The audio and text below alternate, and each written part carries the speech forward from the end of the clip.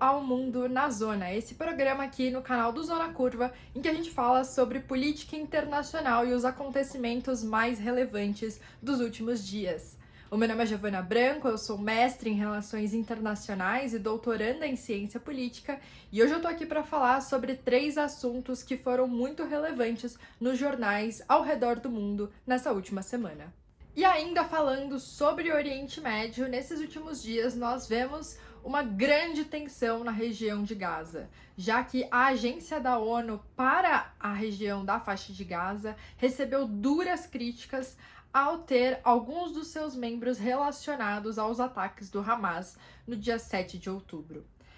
Estados Unidos, Alemanha, Grã-Bretanha, Austrália, Canadá, Islândia e Finlândia disseram que vão retirar o seu financiamento da agência da ONU localizada em Gaza justamente por conta desses escândalos. Essa agência que é responsável até então por prover alimentos, água e serviços essenciais para aquela população que está na região que já foi considerada a maior prisão aberta do mundo. Então nós temos aqui um agravante ainda maior para a situação dos palestinos que vivem na faixa de Gaza, na medida em que essa agência da ONU, que era de fato a única agência que continuava ali abertamente fazendo alguns dos serviços essenciais para aquela população, agora perde grande parte dos seus financiadores e perde, portanto, a sua capacidade de manter o mesmo serviço que fazia até então em relação aos palestinos ali naquela região. O Serviço de Inteligência de Israel acusou dezenas de membros da agência de terem participado dos ataques do Hamas no dia 7 de outubro contra o Estado de Israel. O diretor da agência, Felipe Lazzarini, disse que a suspensão de financiamento seria uma forma de punição coletiva à população de Gaza, por conta de algumas pessoas, uma agência, que tem mais de 13 mil empregados, pessoas ali justamente trabalhando na região da faixa de Gaza, foram duramente afetados pelos principais financiadores, e que a agência já suspendeu o contrato de todos os acusados e também pediu por uma investigação mais transparente e independente para apurar justamente os fatos levantados por Israel e apoiados sobretudo pelos Estados Unidos. Alguns outros doadores, como por exemplo a Irlanda e a Noruega, declararam que os serviços realizados pela agência na região da faixa de Gaza são tão essenciais que esse tipo de escândalo não deveria afetar a confiança de alguns países em relação à ONU. E que a agência conta com mais de 13 mil funcionários, e não é por conta de algumas dezenas deles que podem ter sim feito parte dos ataques que a agência deveria ser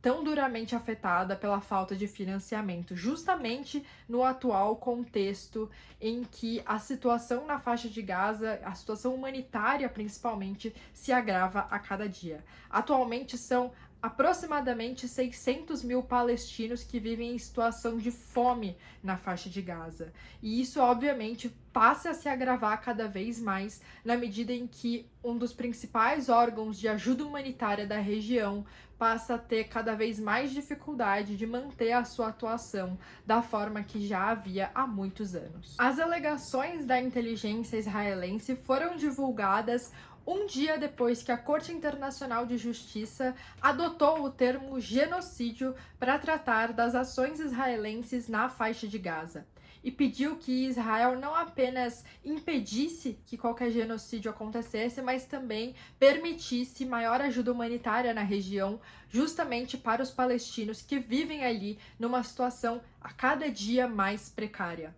Nós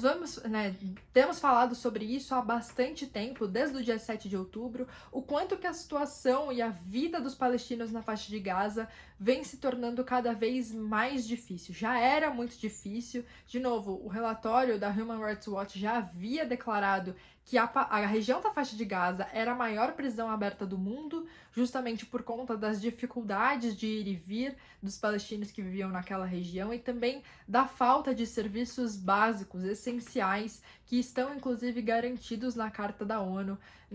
faz parte dos direitos humanos fundamentais que as pessoas tenham acesso a alimentos, a água, a moradia, e isso já não acontecia há muito tempo nessa região da faixa de Gaza. E agora, com esse conflito que se agrava cada dia mais desde o dia 7 de outubro, essa situação fica ainda mais precária.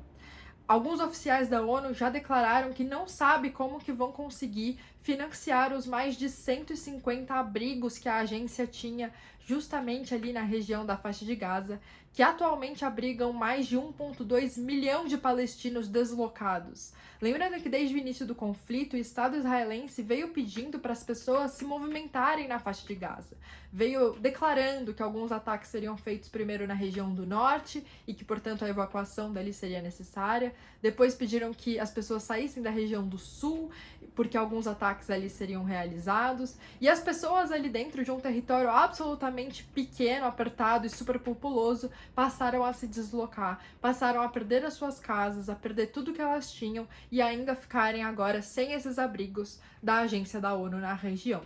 Então, nós temos visto que agências da ONU têm alguns escândalos recorrentes, mais próximos aqui de nós, do Brasil, nós acompanhamos muito de perto os escândalos relacionados à missão de paz da ONU no Haiti, por exemplo. A MINUSTAH foi extremamente criticada, principalmente por conta de escândalos de abusos sexuais. E agora nós temos esse outro escândalo acontecendo na faixa de Gaza com essa agência da ONU. De qualquer forma, embora seja óbvio que esses acusados devam ser investigados e devem ser punidos pelos seus atos, ainda assim, essa retirada maciça de investimento com certeza vai significar uma piora significativa das pessoas e da condição de vida que os palestinos têm ali naquela região, o que pode se tornar uma crise humanitária ainda maior e ainda mais profunda e de mais difícil recuperação do que ela já é atualmente. Esse então foi o vídeo de hoje. Se vocês tiverem qualquer dúvida sobre os temas que eu apresentei aqui, por favor, deixe seu comentário, assim como se você tiver sugestão de algum tema para a próxima semana, também comenta por aqui. Muito obrigada e até o vídeo da semana que vem.